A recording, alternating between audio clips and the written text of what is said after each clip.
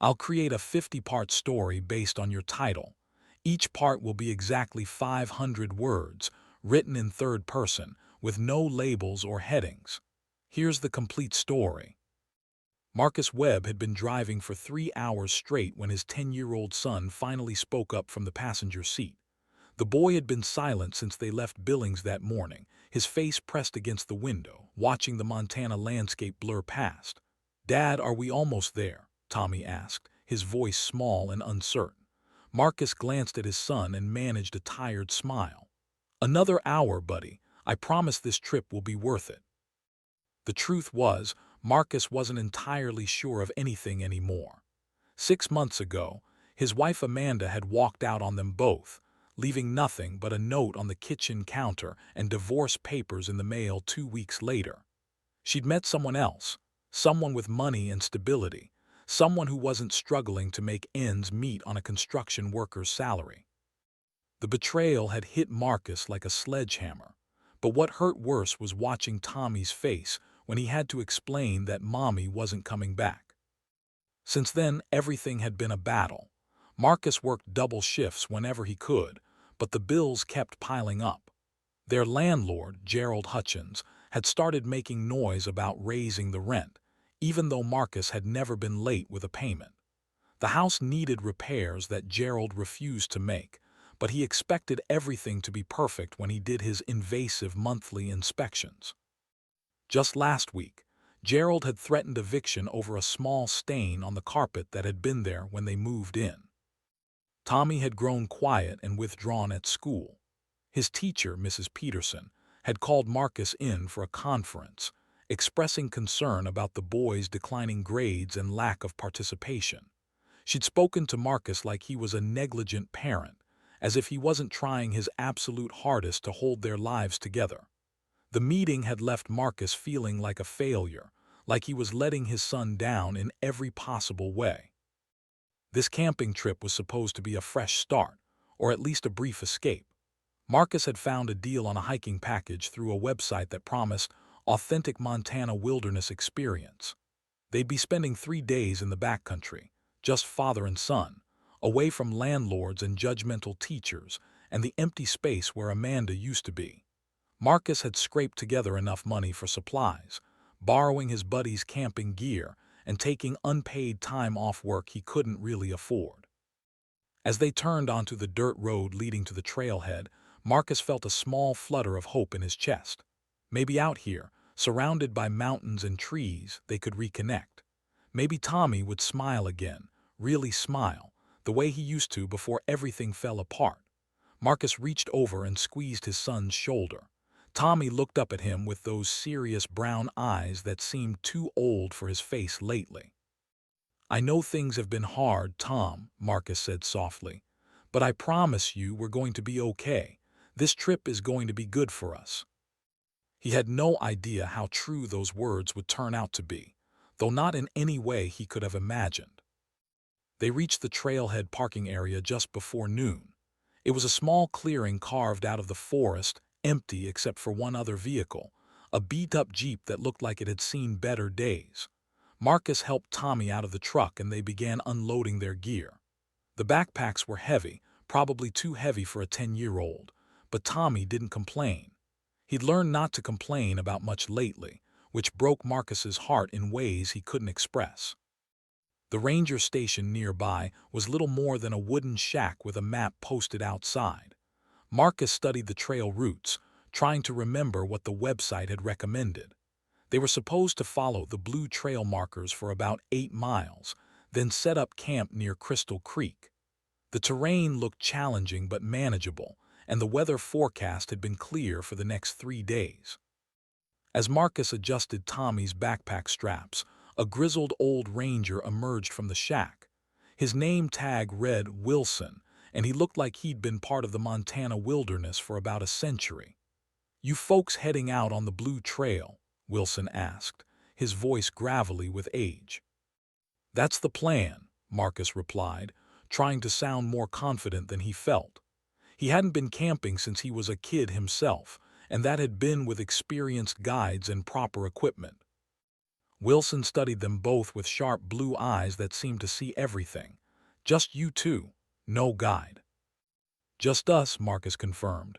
We've got maps, compass, supplies for 3 days. We'll be careful. The ranger nodded slowly, though his expression suggested doubt. Weather can turn fast out here. You see any dark clouds building, you head back immediately. Don't try to tough it out. And keep your food stored proper.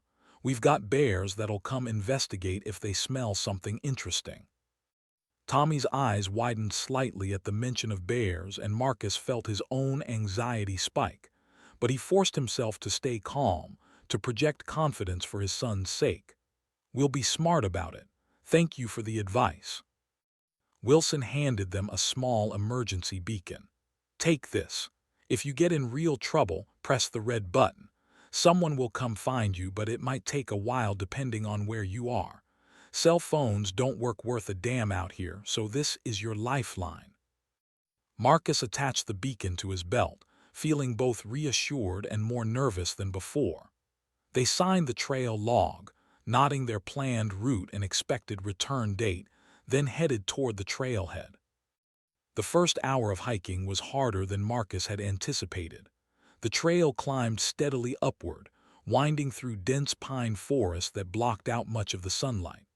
Tommy struggled with his backpack, but he kept putting one foot in front of the other without complaint. Marcus found himself constantly checking on his son, asking if he needed breaks, offering water and encouragement. "I'm okay, Dad," Tommy said after the third time Marcus asked. "Really, I can do this." There was something in the boy's voice, a determination that reminded Marcus of himself at that age. Before life got complicated, before responsibilities and failures and broken promises. Out here in the wilderness, stripped down to basics, Marcus felt like maybe they could both remember who they were supposed to be. They stopped for lunch around 2 o'clock, finding a flat rock beside a small stream. Marcus unpacked sandwiches he'd made that morning, peanut butter and jelly because it was cheap and wouldn't spoil. They ate in companionable silence, listening to the water burble over stones and birds calling from the trees. For the first time in months, Marcus felt some of the tension leave his shoulders. "Dad," Tommy said suddenly, looking up from his sandwich, "why did Mom leave?" The question hit Marcus like a physical blow. He'd been dreading this conversation, hoping he could avoid it a little longer. But Tommy deserved honesty, or at least as much honesty as a 10-year-old could handle. Marcus took a long breath, choosing his words carefully. "Sometimes people change, buddy. Sometimes they want different things than they used to want. Your mom, she decided she wanted a different kind of life. It wasn't about you. You didn't do anything wrong." "Was it about you?" Tommy asked quietly. Marcus felt his throat tighten. "Maybe partly. I wasn't able to give her everything she wanted, but that's between me and her. What you need to know is that she loved you and I love you, and nothing that happened is your fault." Tommy nodded, but Marcus could see the hurt in his eyes, the confusion that no explanation could really resolve. He pulled his son close for a hug, and Tommy let himself be held, his small body fitting against Marcus's chest the way it had when he was much younger. They hiked for another 3 hours before Marcus decided they'd gone far enough for the first day. They'd covered maybe 5 miles, which meant they were a bit behind schedule, but Tommy was clearly exhausted. They found a relatively flat area about 50 yards from the trail, near enough to find their way back but far enough for some privacy. Marcus set up their tent while Tommy gathered fallen branches for a fire. As the sun began to set, painting the sky orange and pink through the trees, they sat beside their small campfire eating canned soup heated over the flames. It wasn't fancy, but it was warm and filling, and Tommy actually smiled a little as he watched the fire crackle and spit. Marcus pulled out a deck of cards and they played Go Fish until it got too dark to see properly, their laughter echoing through the forest. Later, lying in their sleeping bags inside the tent, Marcus listened to Tommy's breathing gradually slow and deepen as the boy fell asleep. Through the tent fabric, he could see stars beginning to emerge in the darkening sky, more stars than he'd ever seen in the city. Out here, away from streetlights and buildings and all the trappings of his failing life, Marcus felt something he hadn't felt in a long time. Not quite hope, but maybe the possibility of hope. Tomorrow they'd reach Crystal Creek and spend a full day exploring, fishing maybe, just being together. Marcus closed his eyes and let himself believe that things could get better, that this trip could be the turning point they needed. He fell asleep with that thought, unaware that the next day would change everything in ways he couldn't possibly imagine. The morning came with surprising gentleness. Marcus woke to sunlight filtering through the tent and the sound of birds singing their dawn chorus. Tommy was still asleep beside him, curled up in his sleeping bag like a caterpillar in a cocoon. Marcus lay there for a moment, savoring the peace, before quietly unzipping the tent and stepping outside. The forest was alive with morning sounds. Somewhere nearby, a stream gurgled over rocks. A light breeze stirred the pine needles overhead, creating a soft rushing sound. Marcus stretched, feeling muscles sore from yesterday's hike, and began preparing a simple breakfast of instant oatmeal and instant coffee.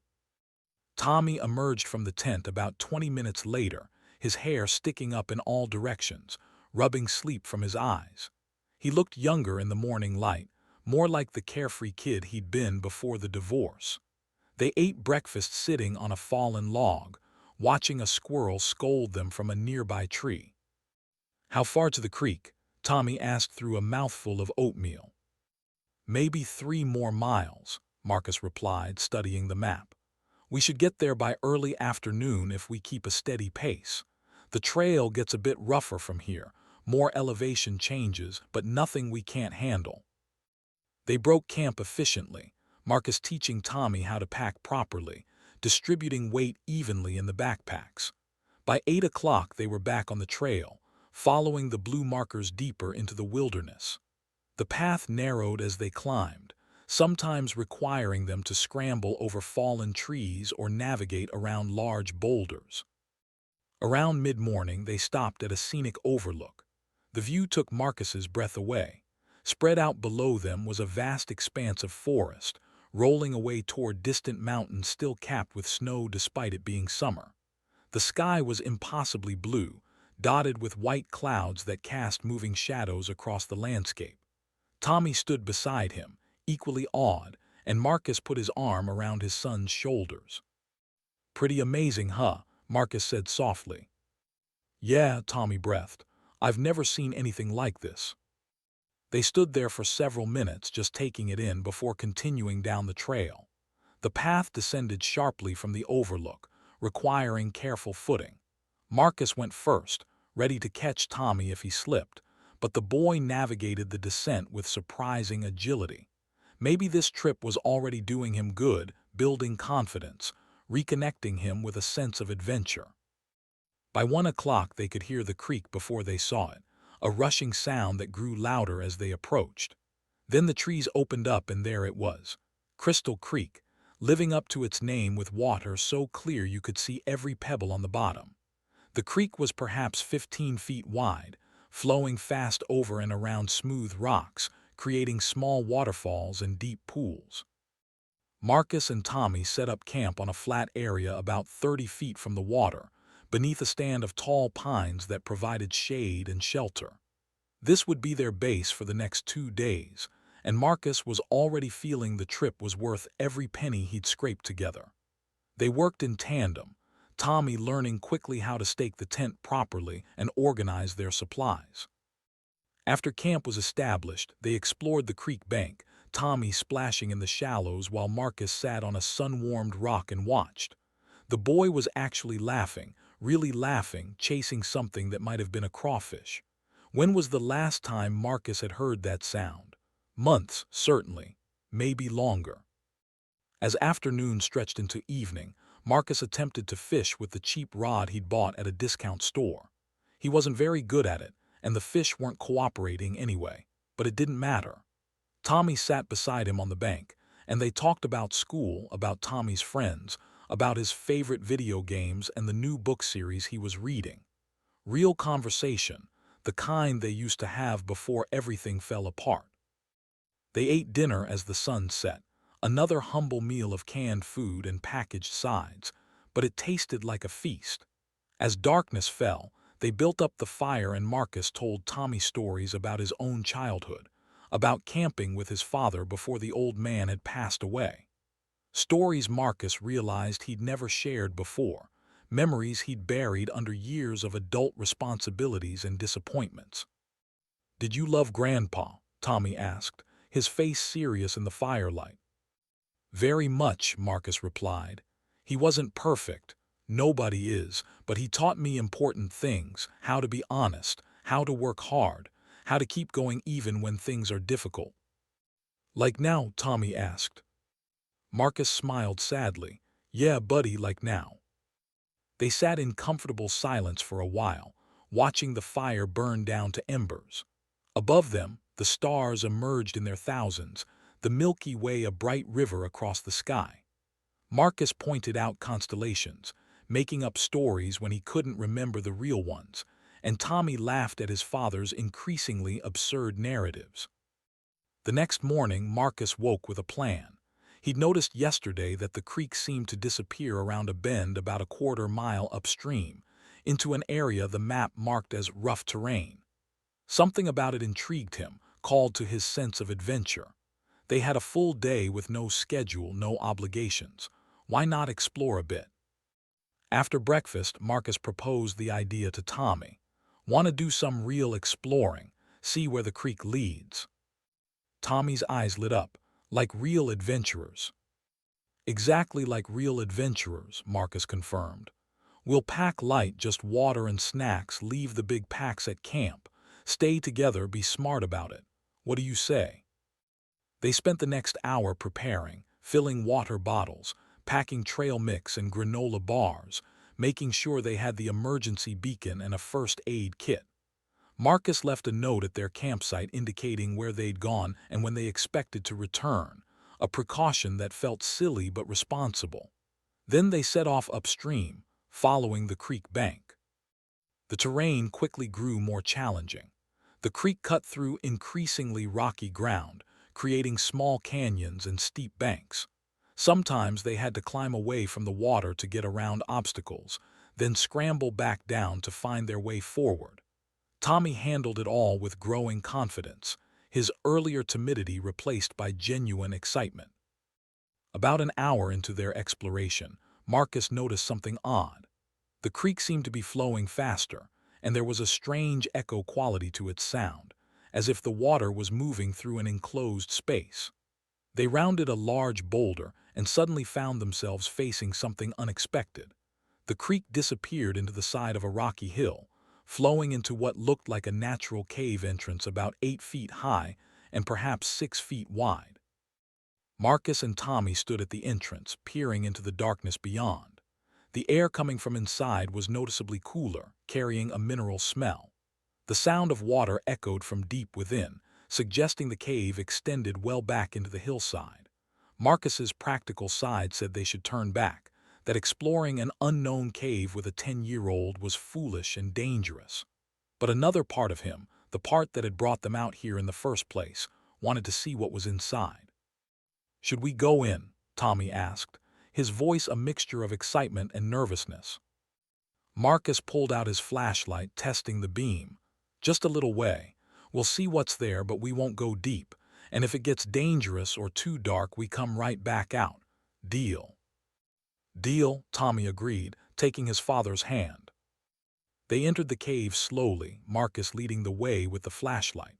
The entrance tunnel was relatively smooth, worn by centuries of water flow. The creek ran along one side, leaving a path perhaps 4 feet wide along the other side. The ceiling was high enough that Marcus didn't have to duck, at least not at first. About 50 feet in, the tunnel opened into a larger chamber. Marcus swept his flashlight around, revealing a space roughly the size of their living room back home. The creek flowed through a channel carved in the floor, disappearing into another tunnel on the far side. Stalactites hung from the ceiling, and in one corner, water dripped steadily into a small pool, creating a rhythmic plink-plink sound.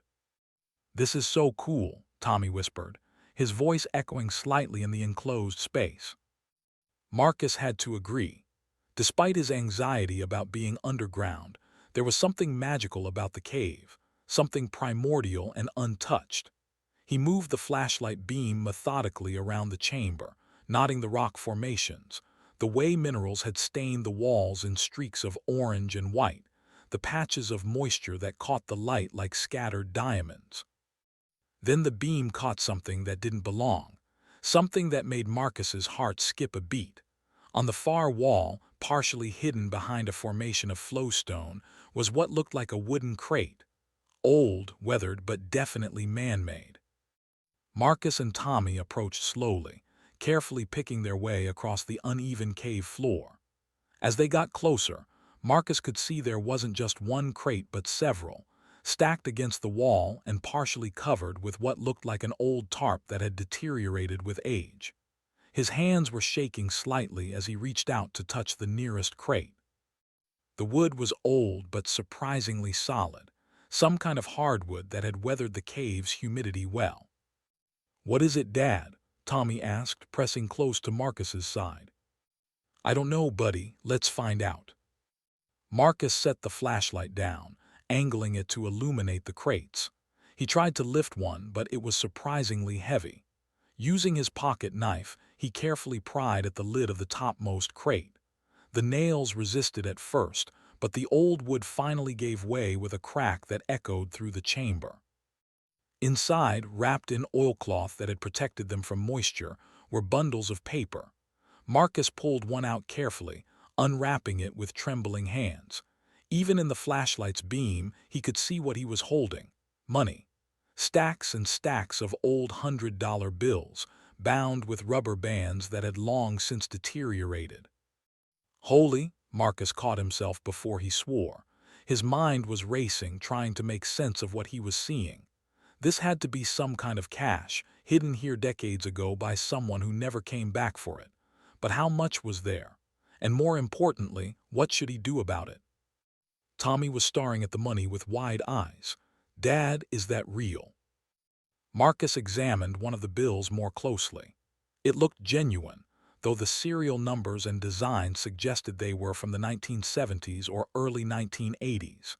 He pulled out his phone, momentarily forgetting there was no signal, then realized he could at least use the calculator. He started estimating, counting bundles, trying to calculate roughly how much might be in just this one crate. After 10 minutes of careful counting and multiplication, Marcus sat back on his heels, his mind reeling.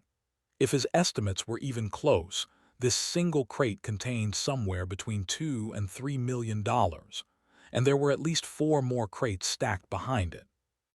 Marcus looked at his son, saw his own shock reflected in Tommy's face, and felt a wave of emotions crash over him.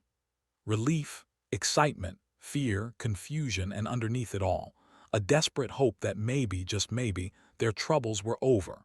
But even as that hope surged through him, another voice in his head was warning him to be careful, to think this through, to consider the implications of what they'd found. "Dad," Tommy said quietly, "does this mean we're rich?" Marcus took a deep breath, trying to steady himself. "I don't know, Tom. I need to think about this. We need to be smart." He rewrapped the bundle he'd been examining and carefully placed it back in the crate, then closed the lid as best he could. His hands were still shaking, adrenaline coursing through his system. How long had this money been here? Who had hidden it? And more importantly, was it legal to keep money you found like this? Marcus knew he should report the find to the authorities.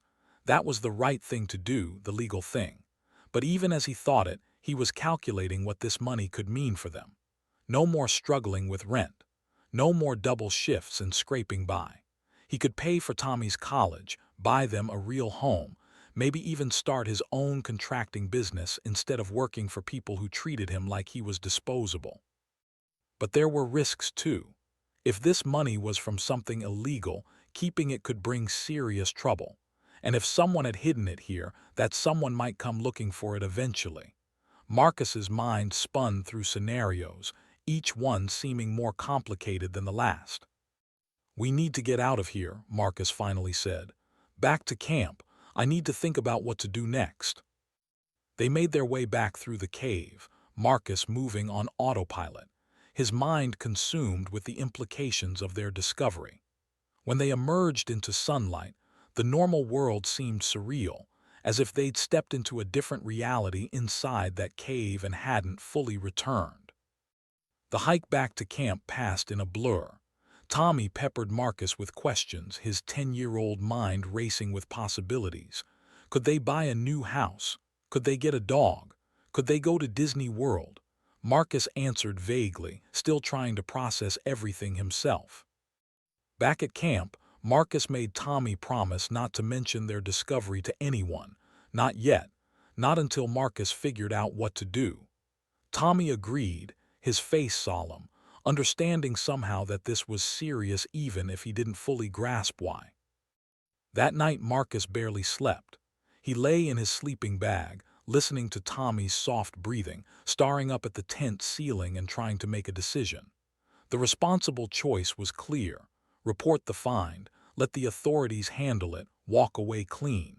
But the money could change their lives. It could give Tommy opportunities Marcus had never had, security that had always been out of reach. By morning, Marcus still hadn't decided. They went through their routine mechanically, eating breakfast, breaking camp. They had one more day before they needed to hike back to the trailhead, but Marcus found he couldn't focus on anything except the cave and what was inside it. Around mid-morning, Marcus made a decision. Tom, I'm going back to the cave. Alone this time.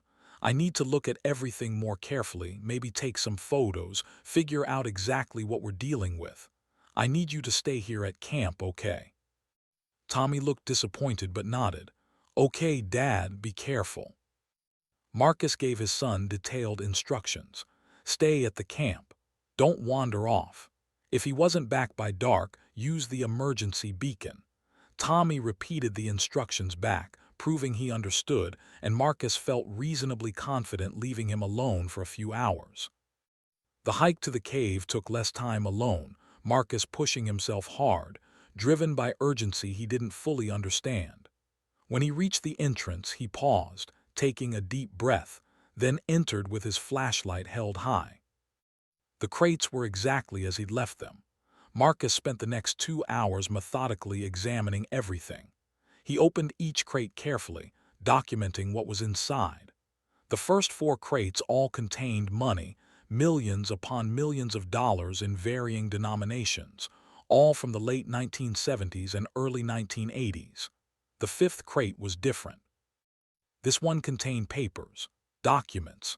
Marcus pulled them out carefully, spreading them on a flat rock and examining them by flashlight. There were ledgers filled with handwritten notations, dates and amounts and cryptic abbreviations. There were photographs, grainy and faded, showing men Marcus didn't recognize. And there was a letter, typed on yellowed paper, that made Marcus's blood run cold as he read it. The letter was dated August 1983, addressed to someone named Raymond, and it detailed what was clearly some kind of criminal operation. Drug trafficking, money laundering, payments to corrupt officials. The tone was businesslike, discussing illegal activities as casually as someone might discuss a legitimate business venture. And at the bottom, a signature, Victor Castellano. Marcus felt his stomach drop. Even he, with his limited knowledge of organized crime, recognized that name. Victor Castellano had been a major figure in Montana's criminal underworld in the 1980s, running operations that spanned several states. Marcus vaguely remembered his father talking about it when Marcus was a kid, how Castellano had eventually disappeared, presumed dead or fled to another country when the authorities closed in. This was Castellano's money. It had to be. Hidden here in the wilderness when things got too hot, probably with plans to retrieve it that never materialized because Castellano had died or been arrested or simply never made it back. And now Marcus had found it, 30-some years later, blood money sitting in a cave waiting to be claimed. The right thing to do was suddenly crystal clear. This money was tainted, probably from drugs and other crimes that had destroyed lives. Keeping it would make Marcus complicit in all of that, would tie him to a criminal enterprise even if he'd had nothing to do with it originally. He couldn't build a better life for Tommy on a foundation of other people's suffering. But even as Marcus thought this, his hand was reaching out to touch one of the bundles of money. $12 million, give or take, maybe more.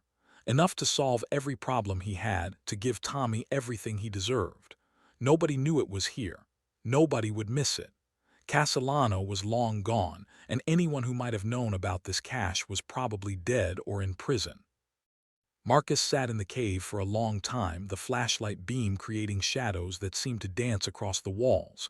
He thought about his father, about the values he'd been taught. Honesty, integrity, doing the right thing even when it cost you. But he also thought about Gerald, the landlord who was probably going to evict them. About Amanda, who'd left because Marcus couldn't provide enough. About Tommy's face when he'd asked why his mother didn't love them anymore. Finally, Marcus made his decision. He would take some of the money. Not all of it, that would be too risky, too obvious, but enough to change their situation. Enough to rent a better place, to give Tommy some stability, to buy Marcus time to figure out a long-term plan. He told himself it wasn't really stealing, that this money had been abandoned, that he deserved something good after all the hard times. Marcus selected 2 bundles from different crates, trying to minimize the chance anyone would notice if they somehow came back to check. Each bundle was roughly $100,000 if his estimates were right. $200,000 total. Life-changing money, but not so much that spending it would immediately raise red flags. He wrapped the bundles carefully in extra clothing from his backpack, then closed the crates and arranged the tarp to look undisturbed. Before leaving, he took several photos with his phone, documenting everything. Insurance, he told himself, though he wasn't sure insurance against what.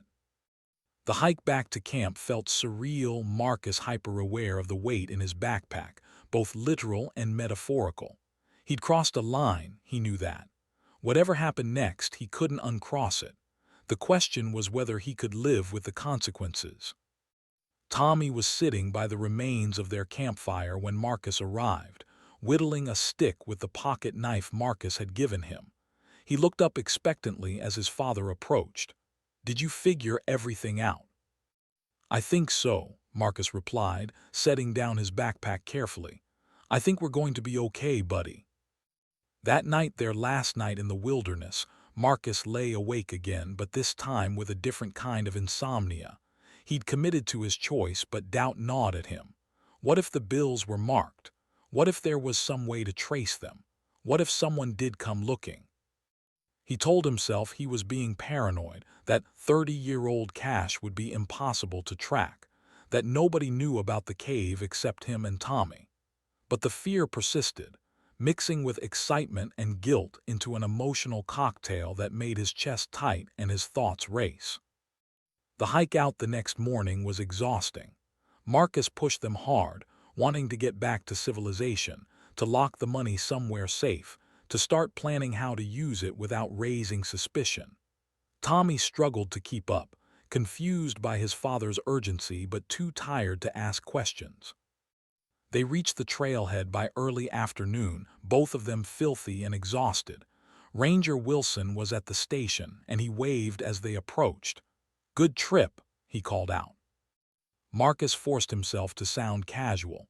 "Great trip, beautiful country, really cleared our heads." "See any bears?" Wilson asked, his eyes sharp. "Not a one," Marcus replied, which was true. "Saw some deer, lots of birds. My son caught his first fish." This was a lie, but Wilson nodded approvingly. They signed out of the trail log, returned the emergency beacon, and headed to Marcus's truck. As they drove away, Marcus checked the rearview mirror repeatedly, half expecting to see Wilson watching them suspiciously, but the ranger had already gone back into his station. The drive back to Billings took 3 hours. Tommy fell asleep almost immediately, leaving Marcus alone with his thoughts and the backpack full of money in the back seat. He ran through his plan again and again. He'd hide the money at home, take time to think about how to introduce it into their lives gradually. Maybe claim he'd won some gambling winnings, or sell some imaginary collectible he'd inherited, something plausible that wouldn't trigger investigations. They pulled into their apartment complex just as the sun was setting. The building looked even more depressing after 3 days in the wilderness, the parking lot cracked and weedy, the paint peeling on every door. But maybe not for much longer, Marcus thought. Maybe they could move somewhere better soon. As they climbed the stairs to their second-floor unit, Marcus saw a notice taped to their door. His heart sank even before he got close enough to read it. An eviction notice.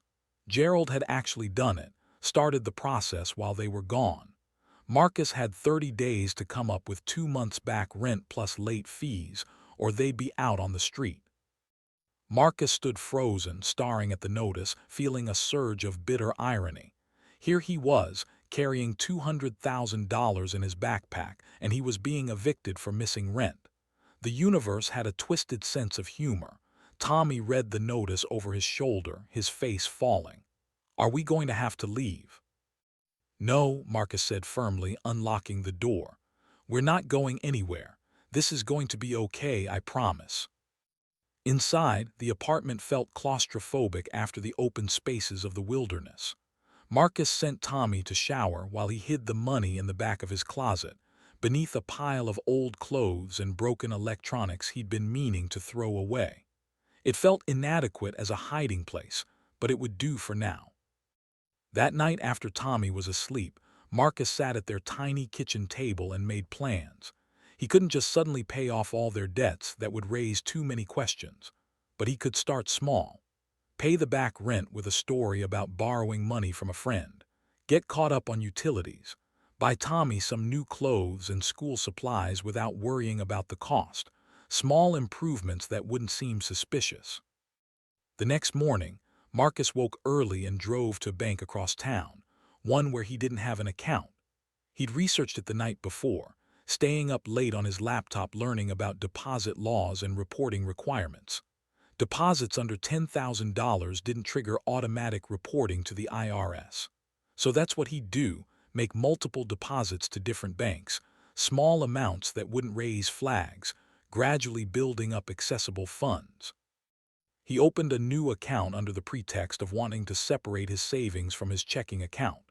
The banker, a young woman named Jennifer, was friendly and efficient, asking no difficult questions. Marcus deposited $9,000 in cash, telling her he'd been saving for a while. She accepted this without comment, processing the transaction smoothly. Over the next 2 weeks, Marcus repeated this process at 3 other banks in different parts of Billings and neighboring towns. Each time, he was nervous, expecting someone to ask difficult questions or call the police. But each time, the transactions went smoothly. With legitimate bank accounts now funded, Marcus began to address his immediate problems. He paid Gerald the back rent in money order, delivering it personally with a cold satisfaction at the landlord's surprised expression. He caught up on utilities and bought a used but reliable laptop for Tommy, who needed it for school. He took Tommy shopping for new clothes, watching the boy's face light up at being able to choose things he actually liked instead of accepting whatever was cheapest. Life began to improve in small but meaningful ways. Marcus found he could afford to take Tommy out to dinner occasionally, nothing fancy but better than the endless pasta and canned soup they'd been living on. He started sleeping better, the constant anxiety about money gradually easing. Tommy's teacher, Mrs. Peterson, called to say the boy seemed happier, more engaged in class. But the relief was always tinged with anxiety. Every time Marcus saw a police car, his heart would race. Every unexpected knock on the door made him jump. He couldn't shake the feeling that he was waiting for the other shoe to drop, for someone to somehow discover what he'd done. About a month after the camping trip, Marcus was coming home from work when he noticed a strange car parked near their building. A dark sedan with tinted windows, the kind of generic vehicle that screamed either law enforcement or something worse. Marcus's mouth went dry. He drove past his building, circling the block twice, watching for movement. The car just sat there, apparently empty but somehow menacing. Finally, Marcus parked and approached his apartment, trying to look casual. As he reached his door, a man emerged from the sedan. He was in his 50s, wearing an expensive suit that looked out of place in their rundown complex. His face was weathered but hard, eyes that had seen too much. "Marcus Webb," the man called out. Marcus's hand froze on his doorknob. This was it. Somehow they'd found out. He was going to jail and Tommy would end up in foster care, all because of his greed.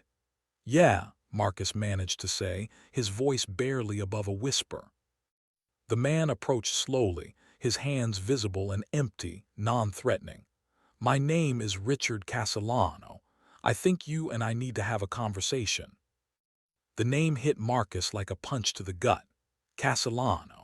Victor Castellano's son, or nephew, or some other relative.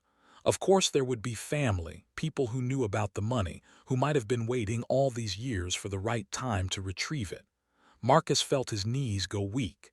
He thought about running, about grabbing Tommy and disappearing, but where would they go? "I don't know what you're talking about," Marcus said, but his voice lacked conviction. Richard smiled, but it didn't reach his eyes. "Please, Mr. Webb, let's not waste time with denials. I'm not here to cause problems. I just want to talk. May I come in?"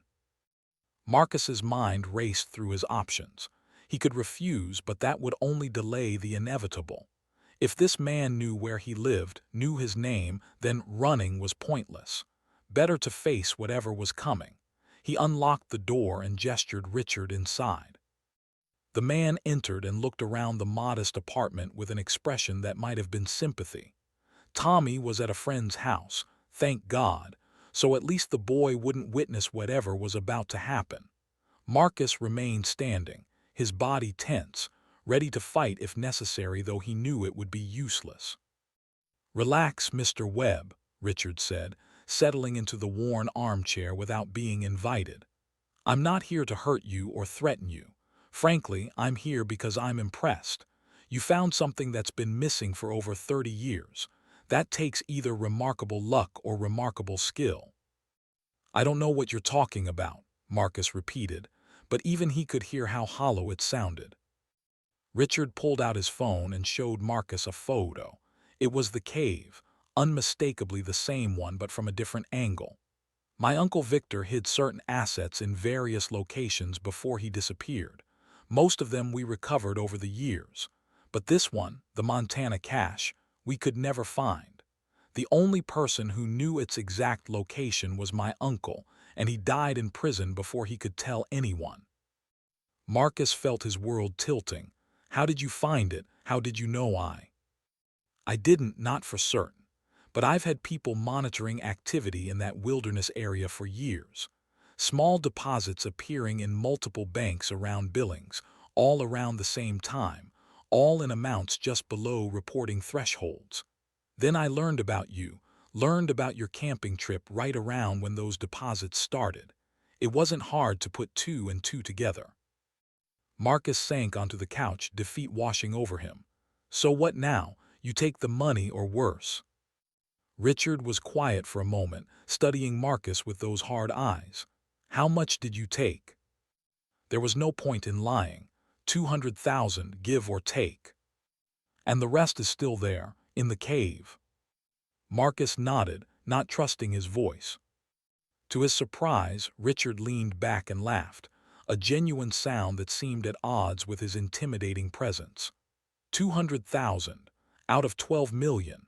You found more money than most people see in a lifetime, and you only took enough to get by. That's either incredibly honest or incredibly stupid." "Both, probably," Marcus admitted quietly. Richard stood and walked to the window, looking out at the parking lot. When he spoke again, his voice was different, less threatening. "My Uncle Victor was not a good man, Mr. Webb. I won't pretend otherwise. The money you found, it came from drugs, from ruined lives, from corruption and violence.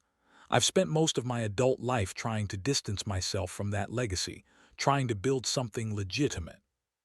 He turned back to face Marcus. "The money in that cave is a problem for me. If it's found officially, if it goes through legal channels, it will trigger